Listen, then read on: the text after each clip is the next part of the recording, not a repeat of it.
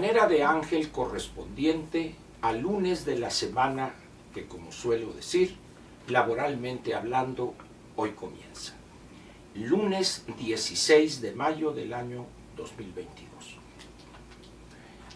Voy a comentar algo relacionado hoy con la educación, después de ver algunas imágenes y escuchar las palabras de algunos de los participantes en esta ceremonia que se ha vuelto ya simple repetición de lo que hemos visto hace 5, 10, 15, 20 años o más incluso.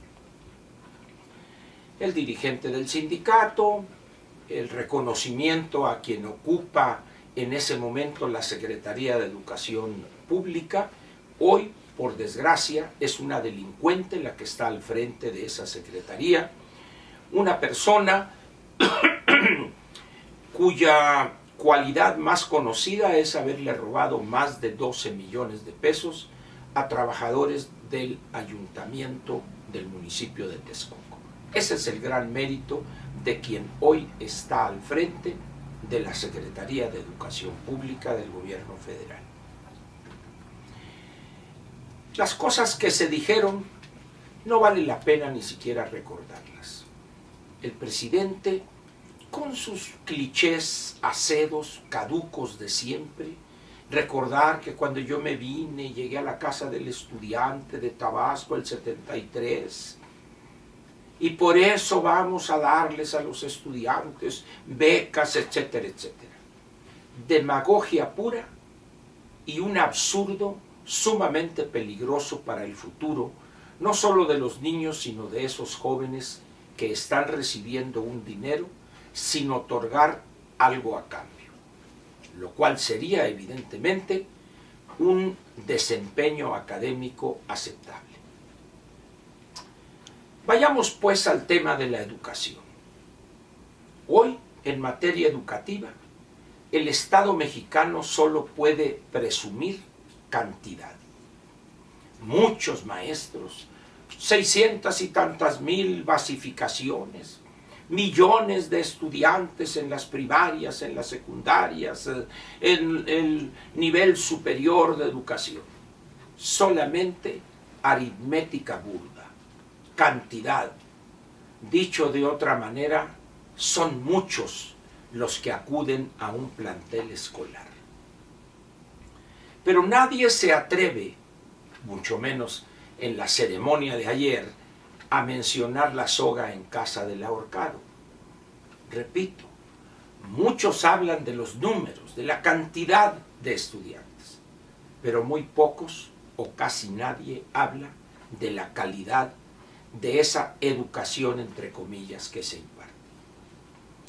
Es tal la obsesión de este gobierno por regresar a tiempos idos que ya no van a regresar, ya no van a volver.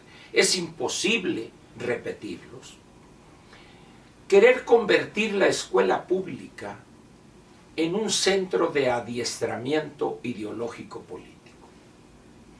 Fracaso rotundo es lo que van a obtener. Y 2 o 3 años perdidos en la educación de niños y jóvenes.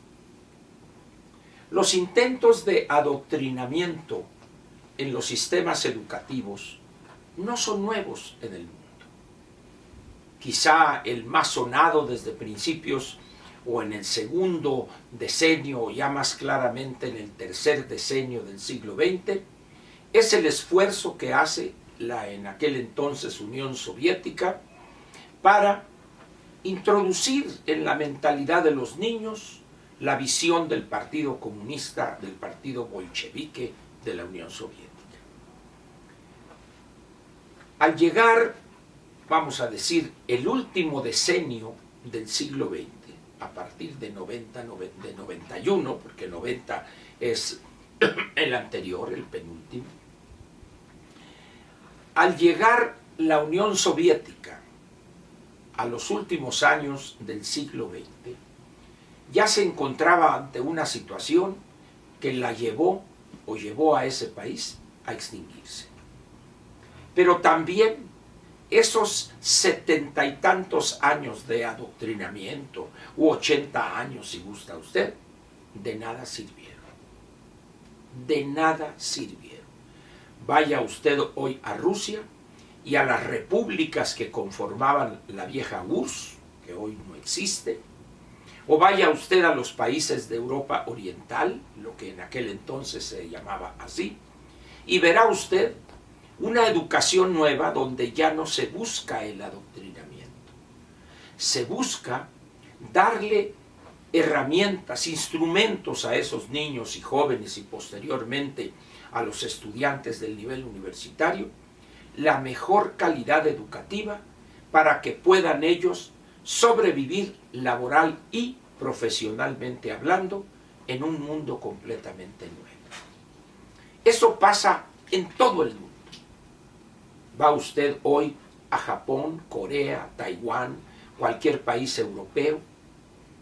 Va usted a la misma Rusia o a China Popular, a Vietnam. Sin embargo, es en América Latina, con algunas excepciones, unos bolsones de excepcionalidad, donde se quiere repetir algo que es imposible repetirlo. Vea usted lo que pasó en Cuba.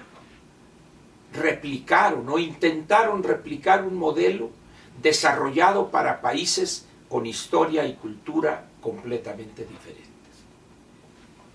El desastre que es hoy el sistema educativo cubano no deja lugar a la menor duda. Vaya usted a Venezuela, vaya usted hoy a Nicaragua, y así. A donde vaya usted, todo gobierno que no entiende cuál es el papel de la educación que imparte el Estado frente a lo que viene en materia de retos que tienen que ver con el conocimiento, el fracaso es lo único que se puede obtener. México no va a ser la excepción. Lo que molesta no es eso, porque eso ya lo conocemos.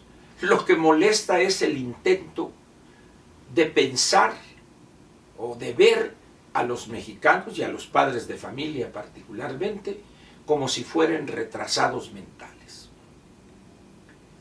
En los últimos años, no nomás con este gobierno, hay que decirlo, en los últimos años, quizá después del movimiento del 68 y más claramente ya en los años 80 del siglo pasado, la escuela privada en todos los niveles educativos empezó a florecer como nadie imaginó. Y empezó a florecer basados los padres de familia o las familias en un solo elemento. La educación privada es de buena calidad, es mejor que la educación que se imparte en las escuelas públicas.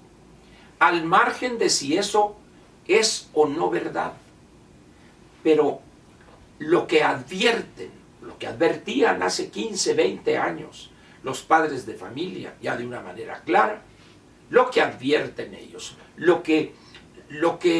la impresión que tienen es que la educación pública dejó de ser mala para convertirse en pésima.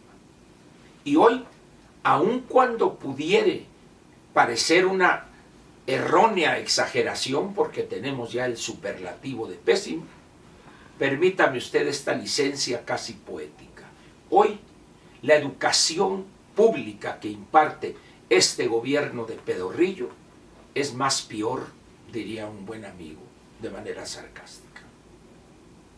Cuando uno ve esa ceremonia en las imágenes, sentí que estaba en el acto del día 15 de mayo en el sexenio de López Mateos, donde todo el mundo aplaudía a la esposa del presidente, doña Eva Sámano de López Mateos, maestra ella misma.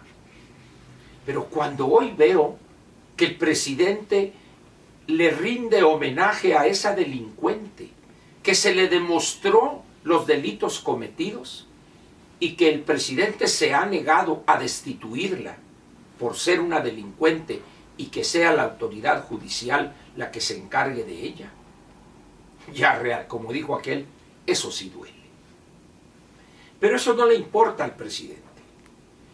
Hoy las masas amorfas de delincuentes magisteriales tienen más privilegios que los que tenían antes de la reforma educativa que inició, discutió y aprobó se aprobó durante el gobierno anterior. Hoy el presidente se reúne a tiro por viaje con estos delincuentes y parece que ya se cansó porque ya le tomaron la medida. Cuando no son privilegios es dinero, cuando no es dinero son privilegios. Y los niños y los jóvenes, a esos que se los cargue el payaso.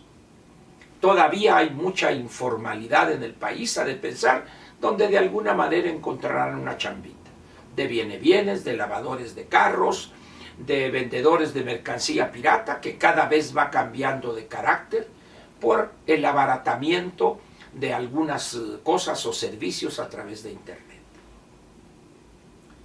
¿Hay futuro para la educación pública en México?